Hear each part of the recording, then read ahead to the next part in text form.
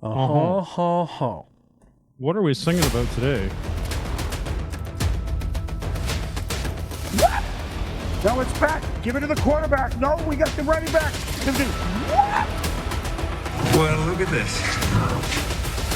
Two of my favorite people in the world talking to each other. Straight off the couch.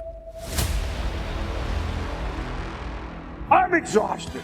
You know what, Al? I'm exhausted too, but, it's going to be a fun time anyway. Let me bring in my broadcast partner, the charming and chatty Adam Weidel. Adam, how are you today, brother?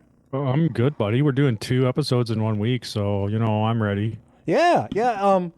For the boys and girls that aren't aware, we did the normal early episode, but we wanted to dedicate a separate one completely just to the wild card games because we wanted to give them the attention they deserve.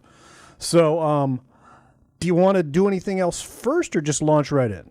Yeah, it's super wild card weekend. So the first thing I guess we should mention is the number 1 seeds do not play this weekend. So we have the Broncos on the AFC side. They get a bye. And we get the Seattle Seahawks on the NFC side. They get a bye. It's just all the other teams, the division winners versus who got into the wild card round. By the way, you sound really good tonight for some reason. Did you do something with your voice? Maybe gargle some honey lemon or something? I just ate, so maybe I'm a little happier. All right, so yeah, with that being said, let's go ahead and launch into the Saturday games. The early window, it's Rams at Panthers. That's for that's not the highest and lowest seed. That's the middle seed.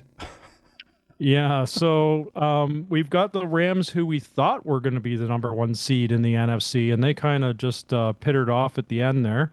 And then we've got the winners of the Toilet Bowl division, the NFC South. The one that nobody wanted to win, yeah. Yeah, we're coming in with a losing record. So they get to host a game in Carolina with the Rams coming in. Rams being first in points per game, with the Panthers being 27th. The league might want to look at this particular setup. Not this game in particular, but if a team has a losing records, sure, they should have the number, be guaranteed a playoff spot. I'm okay with that. But should they be hosting a game? I see. That's where I get kind of like, I don't know, Jim. Yeah. Yeah, because it's just, sure, you won your division, you get in. I understand that. But maybe let, in this case, the Rams host this game, and you're still in, you still got your shot. But the Rams have a better record. They should be rewarded in some way, shape, or form for the better record. Right. And, I agree. Maybe this is something that, they should look at in the playoffs. But I don't know. Maybe that's something that the commissioner will have to talk about. I think he's probably got bigger fish to fry with the officiating situation. But who do you got? Who do you like in this game? Well, the smart money's on the Rams, so that's who I'm going to take, because there's absolutely no way that the number 1 team in scoring points per game with 30.5 points versus 18.3 points, 27th in the league, so 5th from the bottom. Right. Even if it's got that, we've got that power going on for the home game, I just don't see the Rams saying we're going to lose this game. They're better conditioned. They have better stars. They have a proven coach. He's been to the Super Bowl multiple times. Just a better team all the way around. I just think it's a better team overall, and I think the smart money is going to be on the Rams. Come game time Saturday, you'll probably see the money line will be Rams by 7 or 8.5. Yeah, they're not going to go much more than 7. They don't usually. You'll very rarely will you see a money line of 10. It's always Yeah, I think you're going to see that. I think the sweet spot's going to be between 6.5 and 8.5. Yeah, that's fair, and I'm not going to take the Panthers. I can't in all good conscience take the Panthers. I just can't. Whoever does take the Panthers, if the Panthers win, they're getting paid. God bless you for being a Panthers fan, sir, and I applaud your loyalty. But what the fuck are you smoking this week? They're still living in 2015. And that brings us to the Saturday night game, which is on Amazon Prime, by the way, boys and girls. According to Amazon Prime's agreement with the league to broadcast these games, if you live in either Chicago or Green Bay, it will be broadcast on a local affiliate so you can watch the game. But that's only if you live in the Chicago metropolitan area or the Green Bay metropolitan area. Otherwise, you're going to have to watch it on Prime. And that's, so essentially all of Wisconsin is what you're saying. Yeah, no kidding. Actually, no, I've read some Wisconsinites that are mad because they don't live in the right county and they will not be able to get it over-the-air broadcast. If that's the deal, it has to be an over-the-air broadcast. Now, if you're on a cable, they'll put it on the cable channel, yeah, but it has to be something that can be received with an antenna. So the tail of the tape on this one is points per game. Green Bay sits in the 16th spot overall, while the Bears sit in the 9th spot overall. They're pretty evenly matched when it comes to yards per game, time of possession, sacks, but sacks allowed, not sacks applied. Right. Sacks allowed. But this is where it gets interesting. The Bears are first in the league when it comes to interceptions with 23. Mm-hmm. And Green Bay is, they have 7 interceptions, which makes them 28th in the league. So defensive wise, Bears have the edge. Bears also have home field advantage. Well, the Bears have an edge just barely because until Micah Parsons got hurt, the Packers were a top 15 in defense. Since Micah Parsons got hurt, they've gone down drastically. So the big problem here, besides, it sounds really nice that I gave you all these wonderful stats on the Bears, and it sounds like the Bears are a slam dunk to win this game. No. Bears have a big problem. They do. They can't get pressure on the quarterback if they blitz. Especially with a good quarterback like Jordan Love. You saw it last week with Jared Goff. A good quarterback's going to pick them apart if they blitz. And they have some major injuries going on in the secondary. And Green Bay is like their Achilles heel. It is. And in all fairness, Green Bay does have some really good receivers. And so you got a strength going against a weakness in this particular instance. So you're going to take Bears on this one, obviously. I am, yeah. Because you have to. I think I'm contractually obligated to call myself a Bears fan and not pick the Bears in the playoffs. I think this one is a pretty evenly matched game, and I think the money line on it's going to be like 2.5 points. The Bears are considered an underdog in this by 1.5. Yeah. 1.5. Okay, so we'll see what the number is at game time. I'm going to take the Packers for shits and giggles. I would love to see the Bears win this game because I think the Bears deserve to have a run. But I just think this is so evenly matched that it could go either way. Mike Florio reported earlier this week he believes if the Bears beat the Packers that the Green Bay Packers may move on from Matt LaFleur. So that's a nice little subtitle or sub-storyline to keep an eye on. Well, that's good because apparently there's even more coaches available. Yeah, well, sure. Do we want to talk about coaching before we move into Sunday's games? We can, absolutely. Since Monday when we last did the show, there have been 3 more coaches fired. Mike McDaniel in Miami was fired. I think I have a piece of tape on that. Here, let me. Flashback.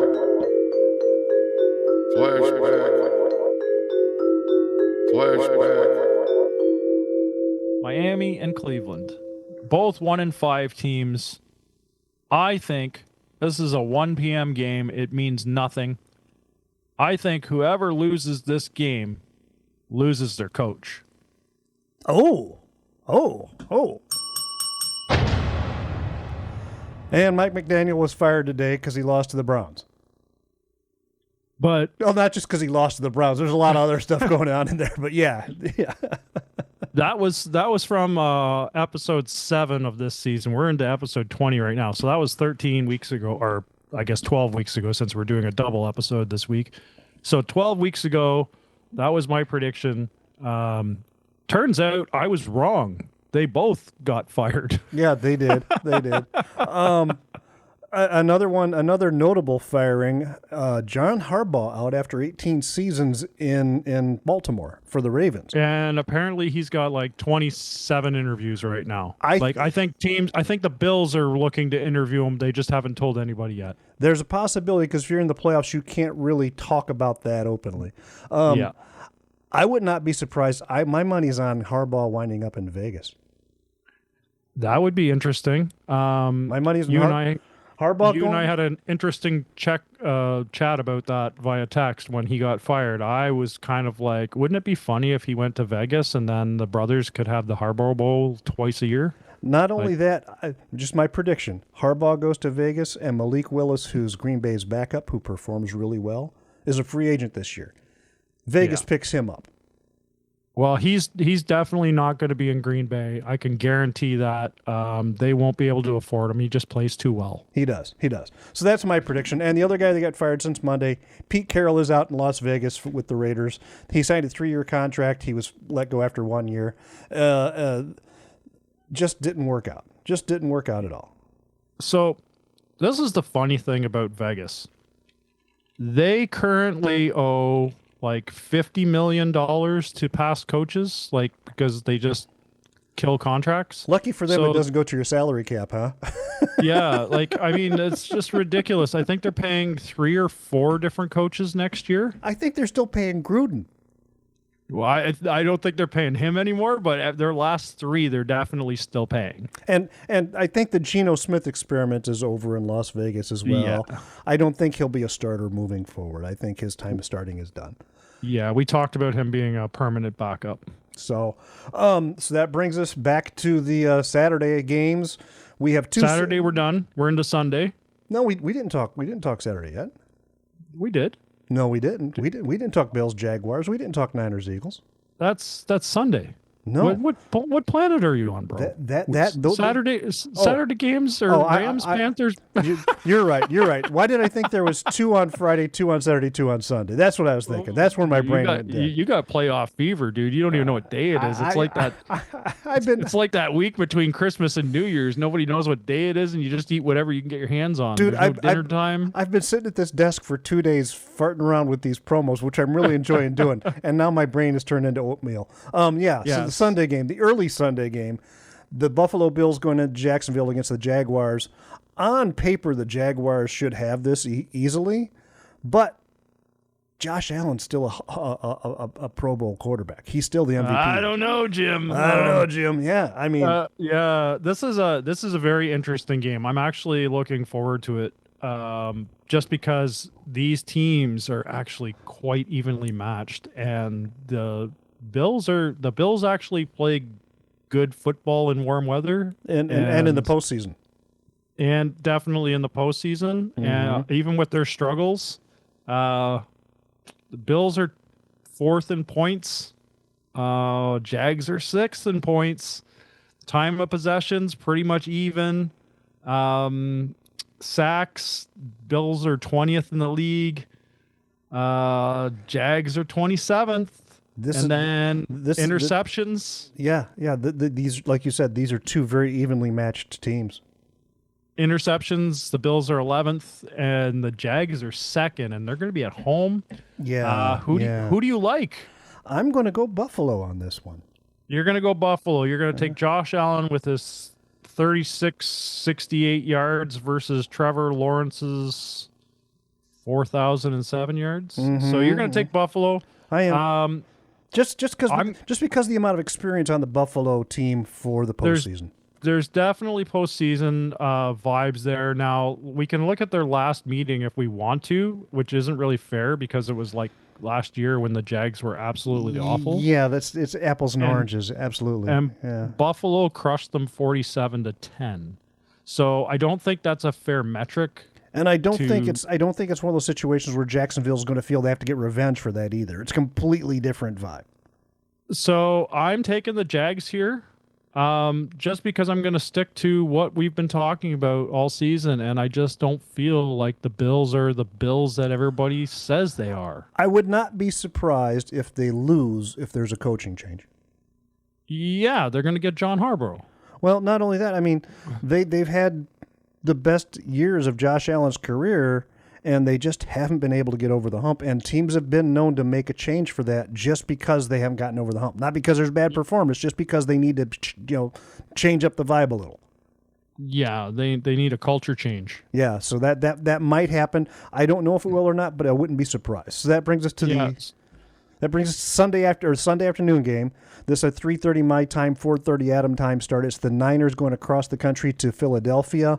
Again, on paper, these two teams are pretty evenly matched. Now, this one concerns me a lot. It does. So it does. San Fran is 10th in points. Eagles are 19th in points. The Eagles haven't scored very well this year. No. The Eagles, they've got so many weapons, man. They've got A.J. Brown. But they're not using them effectively. Yeah, they don't. They got Saquon. They've got like even Jalen Hurts but Jalen hurts to watch because they are not putting up any points, and it depends on which week it is. They don't know if they don't want to put up points in the first half or the second half, but there's always a half where they don't put up points. And outside of the tush push, it's like, what are you doing play calling? There'll be like third and 3, and it's obviously a zone run would work on this, and they're dropping back and doing a 30-yard bomb. Now, and then sack-wise, then they're third and long, and they try a running back draw play. It's like, what are you doing? Yeah, no screen passes, no anything. Yeah, and you have the perfect team for that kind of game plan. Yeah, no slant routes, nothing, no quick 5-10 yard pickups. No. So I which way you going on this one, buddy? I don't know. I'm looking at the tail of the tape. These guys played last year, or maybe it was the year before. San Francisco beat them 42-19. Now, both of these teams were a little different. And the Niners have so many injuries on defense. Yeah, and it shows on defense. They are last in the league in sacks, and they are third last in the league in interceptions. So we know their defense is hurting. I question how you go from putting up a whack of points versus the Bears to only 3 points the following week. I also question... Hang on, buddy. We're going to do something we rarely do. Uh-oh. We're going to take a call while we're recording. Mike? We got a live call? Oh, hi. How are you? Hey, buddy. We're recording the show, man.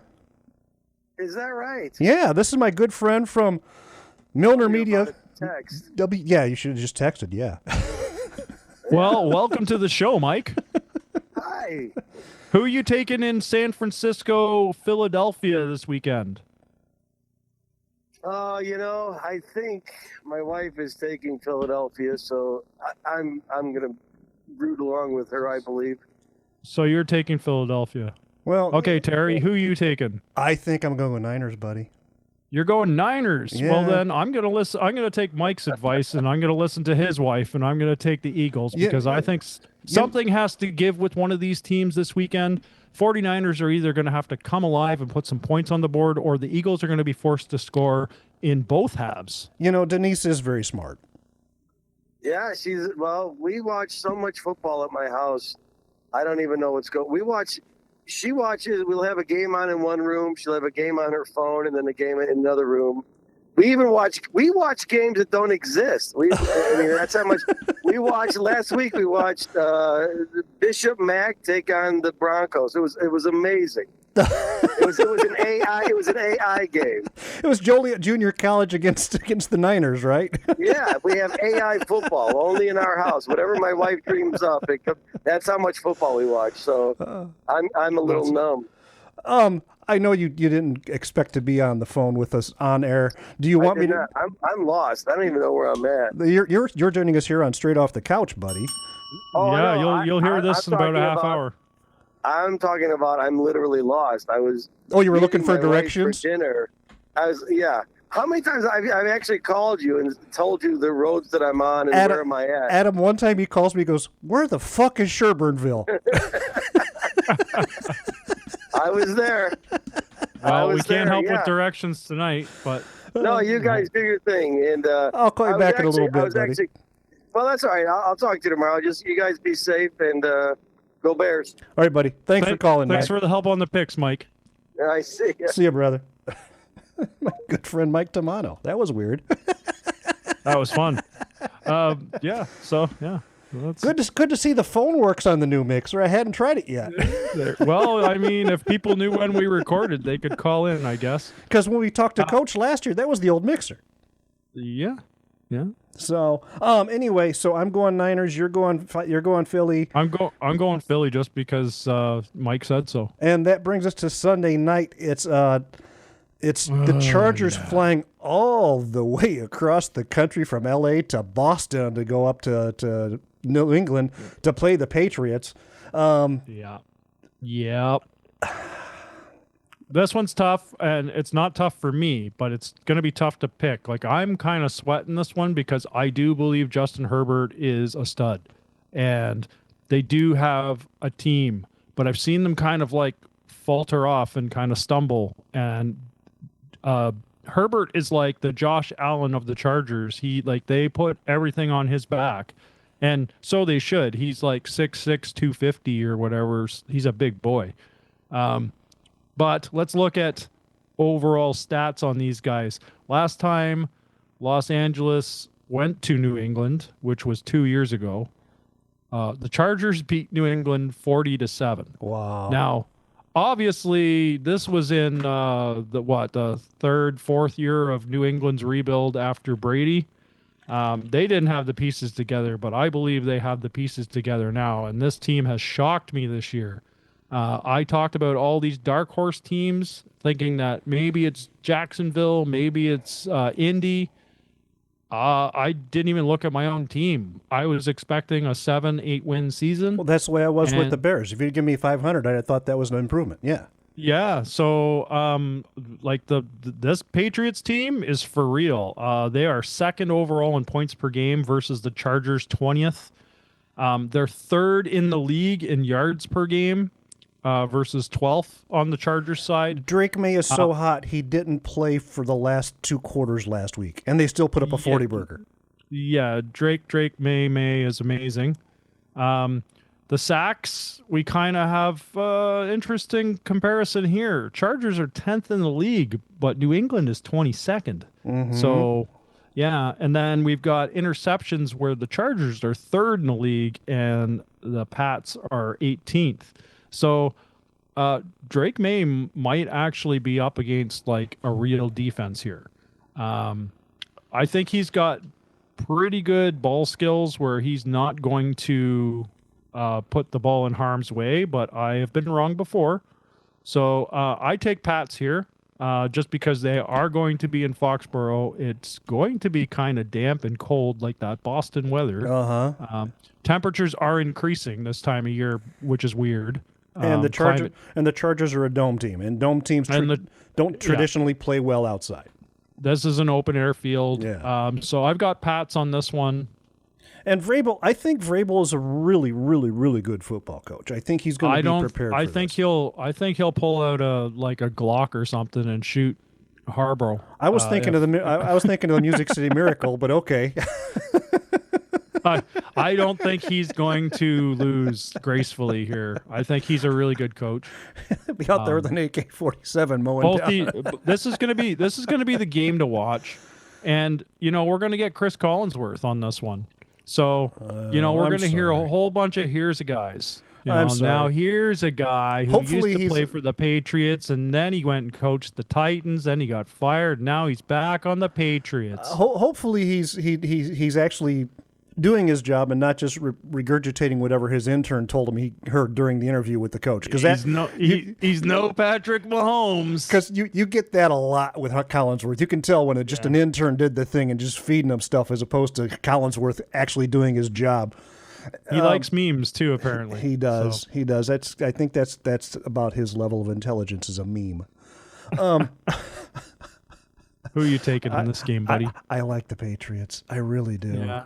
We're going to both take Pats. Yeah, I like a good come from behind story. I like a good Cinderella story, and I know they're your team, and I always root for them because they're your team, buddy. So Yeah, I want to root for the Bears, but you took the Bears, so I was like, this game's gonna be such a 50-50 with the Bears. I've seen the Bears and Packers play so many times that it's just like, oh man, and what a grudge match. I'm actually looking forward to that game. This season, the win-loss numbers is still within a touchdown for both games they played already. It's still like a 7-point for both games, 7-point differential. So, yeah, that'll be a good game.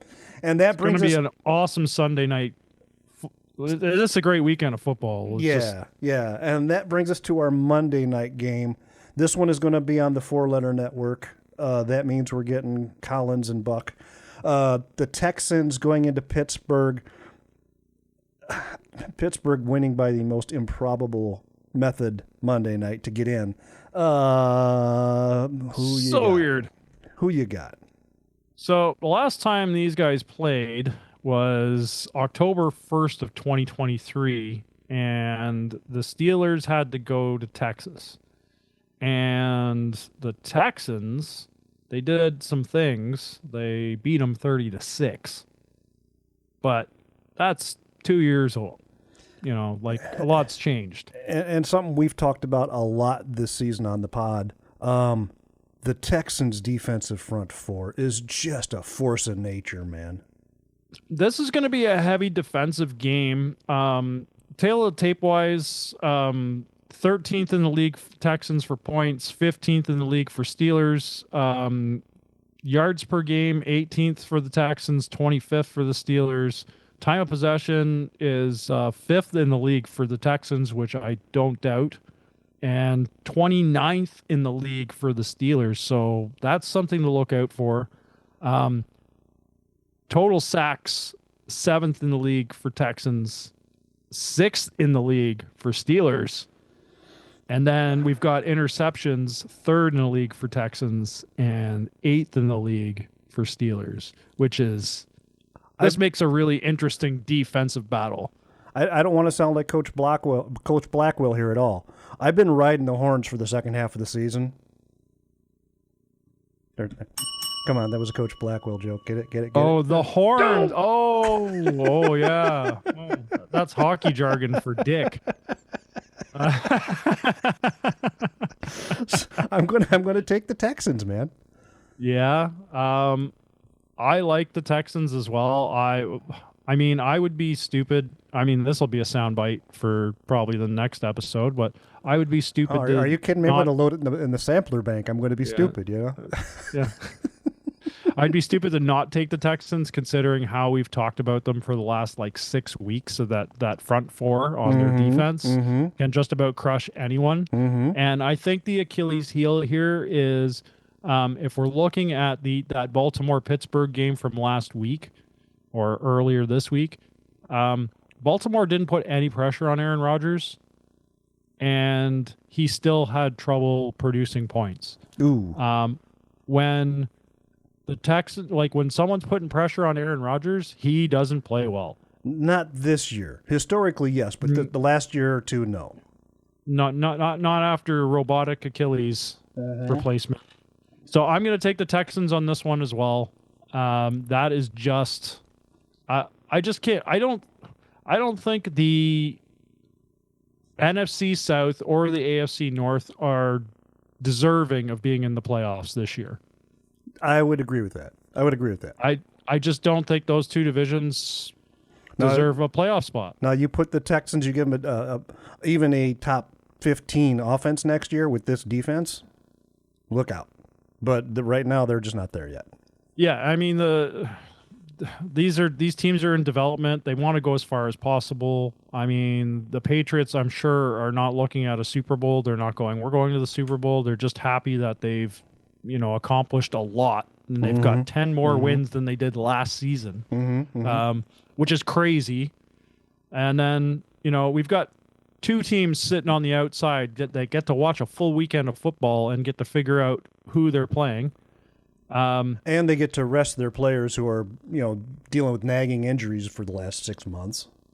So I guess the big question is, what is our early predictions on one team from each division that goes to the Super Bowl. As much as I want to see the Bears go, as much as I'd love to see the Bears go, I think it'd be really hard-pressed not to think it's going to be Seattle. Yeah.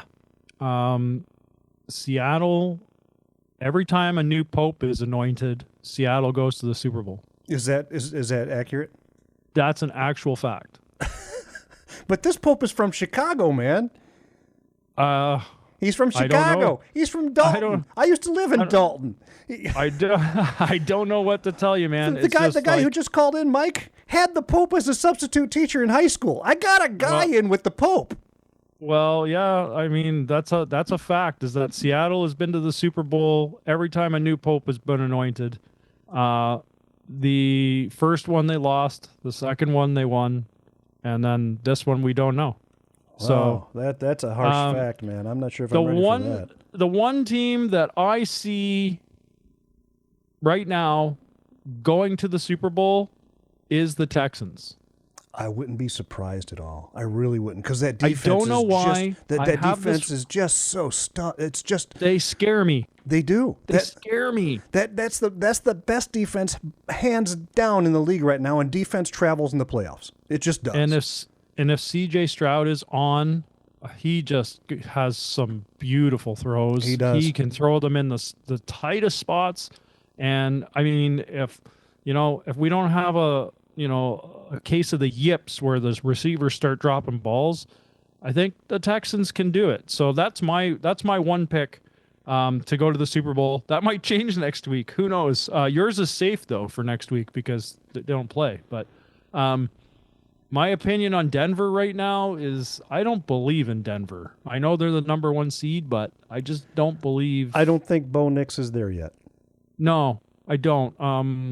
Their defense is good. That's the simplest answer I can give. I just don't think Bo Nix is there yet. He still, from time to time, gets a little flustered, and it's at the most inopportune moments. Remember early in the season, I told him to calm his feet. When his feet are good, he's good.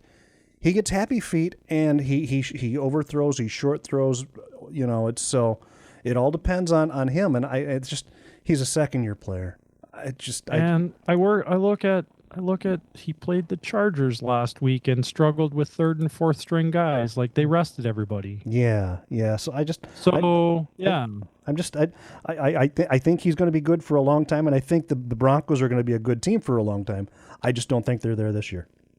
No, I don't. I'm with you on that 100%. So, that's our playoff picture. Let us know who you're picking for the games. Yep, absolutely. Tell us what you think. Joe was supposed to come over today. I don't know what happened to him. I'm going to have to call him when I'm done. Well, when I'm done, I'm going to call Mike, and then I'll call Joe. But you got a lot of calls to make. I got a lot of calls to make. I was surprised Tamano called in, man. That was a little shocking. But are we done there, buddy? Yeah, I think we're good with our picks. We've got everything going on. Do us a favor, though. Make sure that if you're enjoying the show, that you share it with a couple friends. And please. Because we're a seasonal thing, like we only got like 5-6 months of this, and then, summertime, or I guess not summertime, but deep winter happens before summertime. Adam and I are actually just to keep everybody in the loop. Adam and I are actually talking about current events pod to fill in the time when we're not doing football, like The View from the Couch or something like that. We're talking about it. We don't know if we're going to do it yet, but we're in discussion. So we're working on it. Like Terry and I need to stay connected once a week and just talking about things that light us up, such as football, has kind of been our passion project. The last couple of days we've been talking a lot as I make these little promos, and I'm having a lot of fun with them. So, but yeah, definitely share them with your friends. So, Adam, where can the boys and girls find you at? I'm at Adam Off the Couch on X and Twitter, and of course you can find us both Straight Off the Couch on Facebook. How about you, buddy? You can find me on the X at TREMUP. That's at TREMUP on the X. On the gram at Tear 'em Up Terry. I don't know if you noticed, I've been harping on Baker now that he's not working. Leave the man alone. Let him go have a vacation. Nobody wanted that division, man. Nobody wanted that division. It was such an ugly division, man. 3 teams at 8 and 9, and one of them had to represent. Anyway, Baker, we still love you, buddy. we do. Sprinkles are on us. Or, Adam even said, hey, we'll get you some B-dubs if you want. Yeah. So, for my broadcast partner, don't leave things unsaid. Check on those you love. Until next week, we'll see you later. Bye-bye, everybody.